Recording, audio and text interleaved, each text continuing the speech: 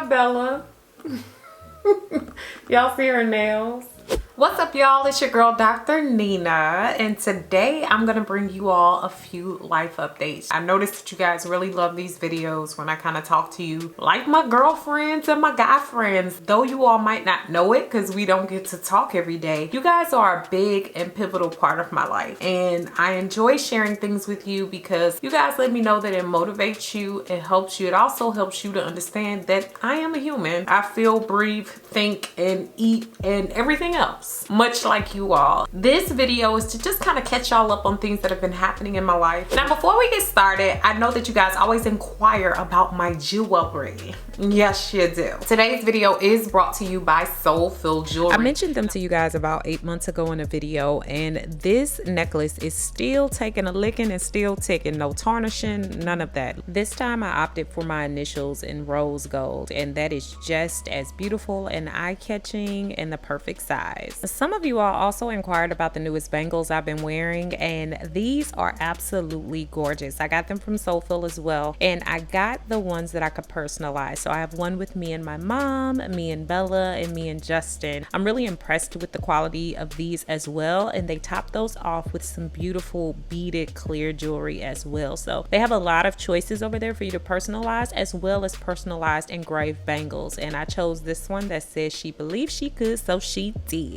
All the links to these can be found down below in the description box. So make sure that if you're still looking for that perfect gift, or look, being summertime fly, right? Make sure you check them out and use my code for 15% off. A lot of you all have asked over on my other social media platforms, Instagram, make sure you following me, okay? Because I share a lot more than I'm able to share here on Instagram. Some of you all have asked me if I've quit my job as a psychologist and professor. For those of you all that don't know, I'm an associate professor, psychologist, clinic director, certified professional life coach by day. So I have a lot going on at work. But here's the thing, no, I have not quit my job. In fact, I really enjoy what I do. I love working in the doctoral program in psychology and really being able to work with people and prepare future psychologists. So that is what I love. That's my calling. That's what I hunger for. Will I say that it's been difficult? Because a lot of people are like, well, how do you balance work and how do you balance doing this and balance all the other stuff you have going on in life? And one of the biggest things is being in academia and being a professor is so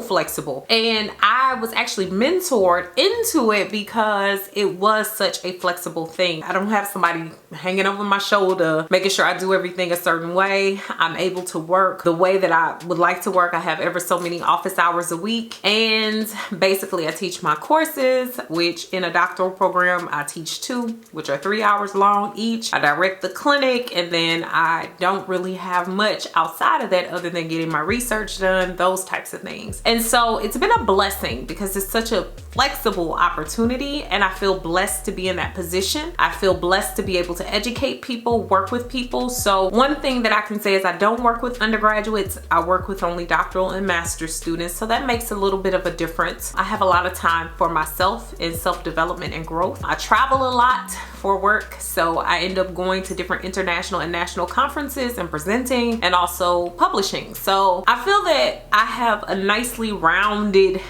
thing going on, and with the time that I have, I also dedicate so much time to YouTube, to giving back to you guys, which I also don't count as separate because it's teaching, right? I feel like what I do here is teaching. I'm able to give you all a piece of me. You're able to learn from me. You're able to grow. You're able to ask questions, give input, evaluate me. You guys, you know, you're my family. You're my family, but I feel like I'm able to use my teaching abilities and teaching strategies right here. So I don't count the two separately. So that's how I feel I'm able to accomplish so much and get so much done, mainly because of the industry that I've chosen and the direction I went, which was academia. It offers so much flexibility. Back in the day when I was in school, I used to wonder, like, what do professors do, and like all of that. I'm able to actually enjoy my profession, but also I'm able to do other things that I enjoy. So that is how that's been going. And like in the title, I actually talked about discrimination. The reason why is because I've been asked recently, is it hard like being a young Black professor and also being pretty accomplished already? One thing I will say is yes. I think at one time I almost gave up. One thing y'all don't know is there was a time, you know, on YouTube that I wasn't posting much, I wasn't doing much. I don't know that I got to the point of full depression, but I was very stressed. Being a young Black professor in Texas is rough, especially when most people around you do not look like you. And it's not to say that everybody treats you badly, that's not what I'm saying, but there are some people that have a vendetta against you who might not even realize they have that vendetta against you, mainly because of preconceived notions, prejudices, racism, lots of different things. And I've experienced my fair share of those things. So I don't ever want you all to think that what I've done to get here has been a cakewalk, because it has not. I will never shy away from telling you guys the truth about that. And some of you all have asked me, have I experienced bad things? Yes. Anytime you earn something great and good, believe me, there's some story of bad behind it, whether it's reverenced or whether it's talked about. I'm not a big complainer, never have been. I'm one of those people that if it challenges me, I'm trying to find the story behind it. I'm trying to find the motivation behind it and what's making me tick, what makes me happy. And I try to move past the hardship.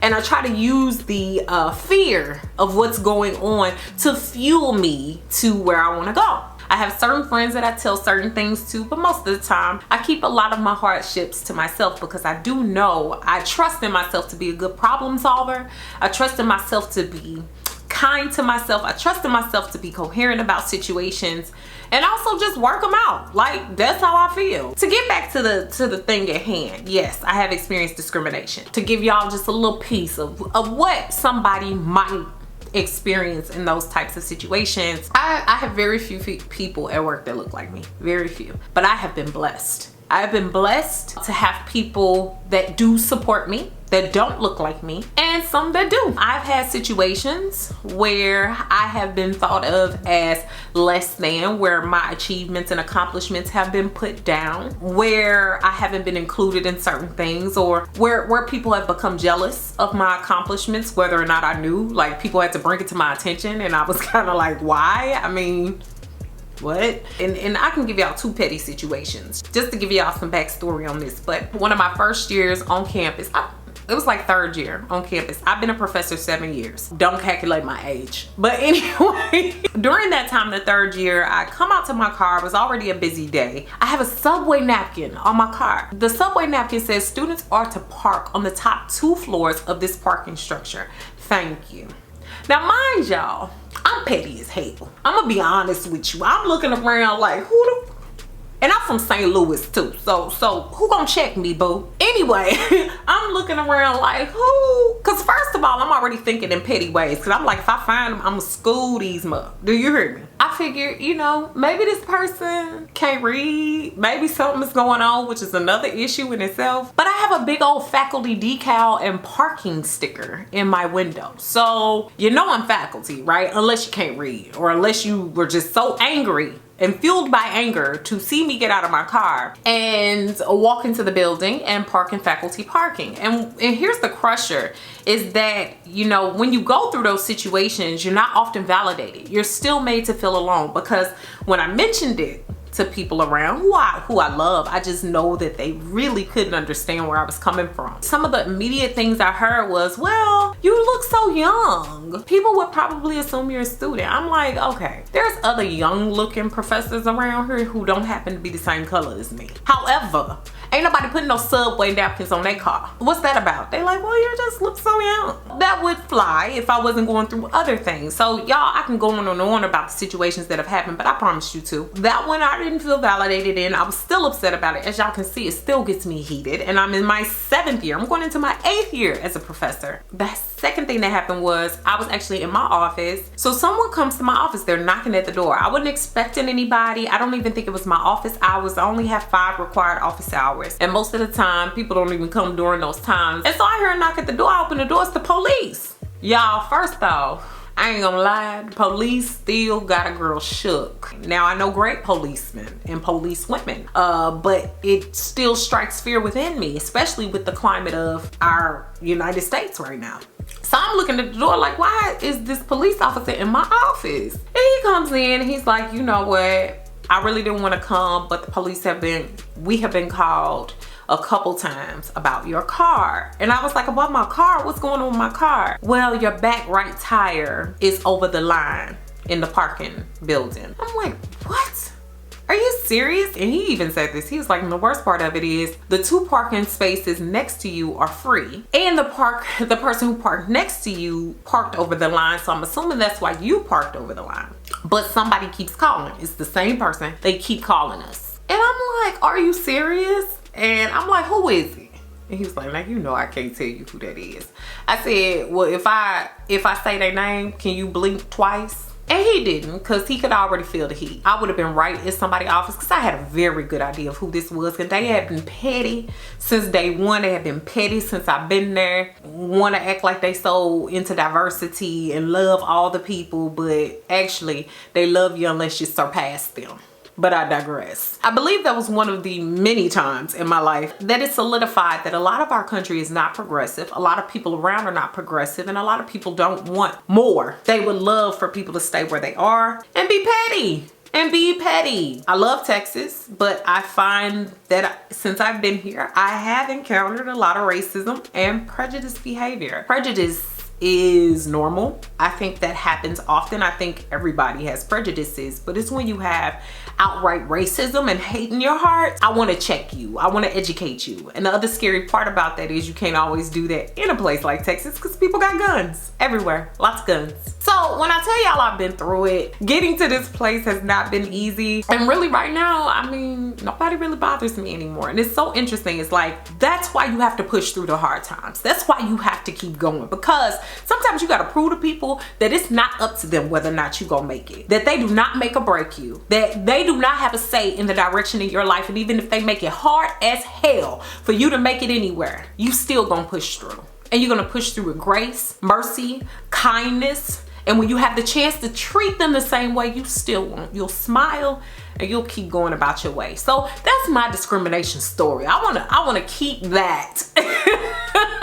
I want to keep from being too negative today, but that's my discrimination story. Since earning tenure last year, becoming an associate professor, I have done much more than I would have assumed. I won the Faculty of the Year award right after that through a student elected award. I also traveled and presented at a national conference, an international conference, and a couple local conferences. I actually did something with Black Enterprise. I just recently found out that I was nominated to win an award in August at the Houston Health and Black Business Expo. It's pretty cool to be recognized, for people to see your work, to see your drive, to see your reach. I became the chair of the associate committee, which determines whether or not those that may or may not get tenure become associate professors. So in my first year of being promoted, that's like a huge accomplishment. Like, they trusted me with that. And so I headed the team that made those decisions. I feel like I'm a baby in my field, but I'm so blessed. I've also published since then. I've published more. Also traveled with my students, presented on different topics there. And I feel like God has really come tenfold in my life. I'm adopted. I'm from St. Louis. I was adopted by a single parent mother making $15,000 a year who had a high school diploma when she adopted me. This woman not only prayed, but taught me the essence of prayer and knowing your worth and working as hard as you can, or even think you can't. Y'all gonna catch that. The fruits of her labor and mine have all come full circle, and I'm so blessed. And she was doing it on her own. And so I'm grateful. Also, you know, I just signed a new partnership and a new deal with PicMonkey. Those of you all that don't know what PicMonkey is, it is a company that prides itself in helping brands and individuals stand out and take their pictures to the next levels. It is picture corrective software, which is free. This is how God works. I was a person just using PicMonkey. When I came back to YouTube and I started posting a lot, and you guys were really supporting me and all the growth that I got, they noticed. And they noticed that I was using their platform. They reached out, and before I knew it, I had a contract. And they flew me out to Seattle just recently. When I tell you the blessings in that, to be working with that type of company and to be treated the way I'm being treated, I am so excited. And if you all are interested in getting on their new release wait list, then make sure you check the information section for that link. Another thing that's been happening in business and in teaching, because I consider this all my work, is that I started my Amazon store. And so you guys can visit that. If you're over on my Instagram page, you've seen a lot of the clothes that I wear. I mainly buy most of my clothes from Amazon now. I plan to do an Amazon clothing haul for y'all, because I think a lot of people get afraid to buy stuff from Amazon, but I love it. And if you're on my email list, you know that I've sent out outfits that I wear and things like that, so you guys can see them and know where to purchase them. And I pick things that are very cost effective. The next thing I wanted to talk to y'all about is about losing a lot of friendships. And I'm only talking about this because I've had a lot of people ask me about this, and it seems to come up a lot around a certain time of years. Like, people are shedding friends, they're shedding family members, and don't think that I'm immune to it. I mean, y'all have seen me fall out with people on camera, okay? I've always had a hard time with that, because I've always assumed that if people have been in your life for a long time, they should continue to be there. And that was without thinking about the fact that those people might be harmful to you, and they might not mean you well, and they may not treat you well. But let me tell you something, you're better than that. You're better than that. You're worth more than that. I did not say you're better than them. I did not say you're worth more than them. That's not what I'm saying. This is all about you. You have to love yourself enough to know when people have crossed the line, don't care about your boundaries, and don't want what's best for you. They never want to see you happy, and they're only around when you can provide them with something, whether it be money, whether it be your time, whether it be your love, but they never reciprocate. And let me assure you that it's okay to start to say no and to protect yourself. I've had to let go of a lot of people in my life. Y'all can see that I kind of well up just talking about it. But everybody ain't meant for you. And sometimes God is waiting on you to get rid of people so that he can put the right people in your life. So how can he fill your life with purpose, with joy, with blessings, with great things, and with people who will feed into you in your ministry if you continue to surround yourself with those who won't? Dark and light can't be in the same place.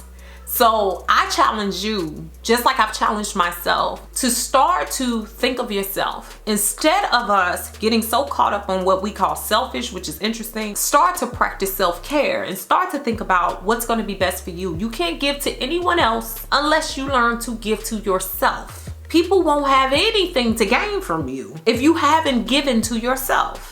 So you have to take care of yourself first. All these videos y'all see about my self-care, you see about me doing different things, you see about me taking certain opportunities, because I know I'm not gonna be at my best, I'm not gonna be happy, I'm not gonna have anything to give even to you all if I don't do those things. And if people are around me that don't love me, and when I say love, I'm not talking about people that always pat me on the back. I'm not talking about people who always think I'm doing good or kiss my butt. That's not what I'm talking about. I'm talking about people who offer real constructive criticism, who want to see me grow, who want to see me learn, who want to see me develop, who care about my well-being, who will give me the hard truths when they're needed, who will also protect me when I'm not around, right? And you should want the same thing, and I want the same thing for you guys. So you have to start to think in terms of that. Really start to rid yourself of the people who don't need to be there so God can bless you with the right ones. The next thing I wanted to talk about is finding my biological parents. So now I'm not gonna get your hopes up, y'all. I keep getting these questions, especially when I post about anything related to adoption. As far as finding my biological parents, I'm not quite super ready. And let me tell y'all something. I'm not going to tell you everything about my background because I'm actually going to do a 23andMe, which is crazy. But I plan to kind of share that with you guys when I'm ready. But I have a father who lost his student visa when I was being born, or when I was being baked. He was sent back to his home country. And here's the thing. I know that finding all of these things and finding out my lineage, finding out my ancestry, I know that that's gonna bring about a lot of emotion, a lot of thought process, and I don't know what I'm gonna find. The answer for those of you all who ask me, do I ever wanna meet them? I'm not looking for anything. My mother gave me so much. And not only that, but she gave me her family. And I was adopted at 3 months. So basically my mom was all I knew. I've never felt incomplete. One thing I am interested in is my health history. Also getting to know any nieces or nephews and my siblings, because I do know there were siblings before me. Excited about knowing, understanding, growing in, learning more about. But am I pressed? No. Am I very happy with what I already have? Yes. Will it be something that I know how I'll respond to? No. I already know it's gonna be highly emotional because I'm a crybaby. I'm a strong crybaby baby. But do I long for my biological parents? I can't say I do. I can say that the life that I have now is quite fulfilling. I couldn't have imagined another life. I've never had to blame any of my behaviors, good or bad, on being adopted. I've never had it where I wished I could go back to where I was from. I am one of those adoption stories that I don't feel always gets told. I feel like a lot of it is always sad. And you know, when people find out I'm adopted, they be like, oh. And I'll be like, why are you saying, oh, I'm confused. Like, should I be sad? Do I plan to ever do it? Yes. And will it be shared with you? Most likely so. So you guys will know when that time comes.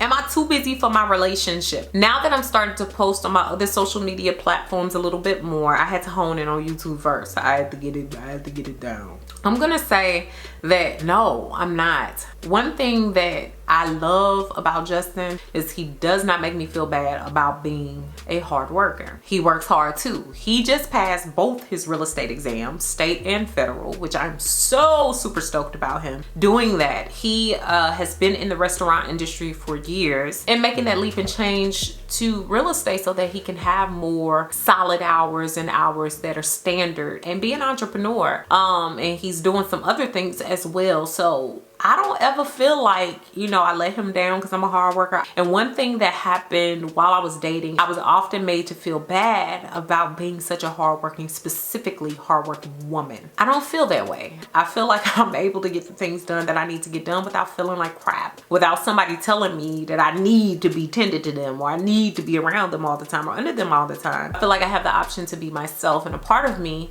is just being a very hard worker bee. It has often come with times of loneliness. I've often skimped out on relationships because people couldn't take it and I wasn't gonna change. I've not felt that I've had to change here. In fact, I feel supported. So I'm happy about this. So no, I am not too busy. And I feel that anybody that's looking to balance things, you just have to be efficient with your time. We talk about that. We go to church together, we watch movies together, we go on walks together, we work out together. We spend quality time together. Not just time just because we supposed to be together. That's just not how it works. And I'm blessed to have it that way. Is that gonna lead to something else? Because everybody, I mean, any picture I post, y'all be like, when y'all get married? It's coming, y'all, it's coming. I ain't sitting in the corner waiting and rocking. We're not in the business of wasting each other's time. That will come with God's timing. And I'm fine with that. I'm really fulfilled in my life, and God knows I'm grateful to have the icing on my cake and the eventual completeness of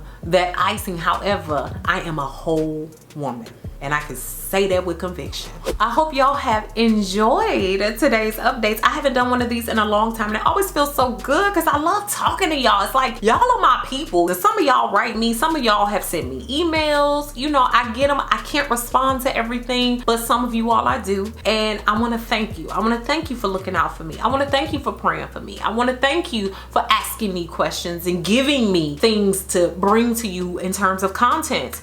And that's going to continue because we're going to keep on doing this. Beautiful brown baby doll, Dr. Nina, is riding this thing out. Do you hear me? And God continues to bless, and I continue to enlarge my territory and also give back to others. And as you all have seen here, I've done a lot to make sure that I'm trying to get back to you guys. The continued and repeated contests, the different things that I've been having going on, and some of the things that are going on behind the scenes, boo-boo. Just be ready. Just be ready when it come out, okay? Make sure you comment, share, subscribe, and also just share this with somebody that needs to be motivated. And here's the life of someone else maybe they can relate to. I always want to make sure that I'm related to you all and that you understand that I'm a human too. I'm not superhuman. I'm supernatural. As you know, if you've taken my 8-day course, I am very grateful to be here with you guys, and hope to continue this journey with you. So much love, beautiful brown baby doll.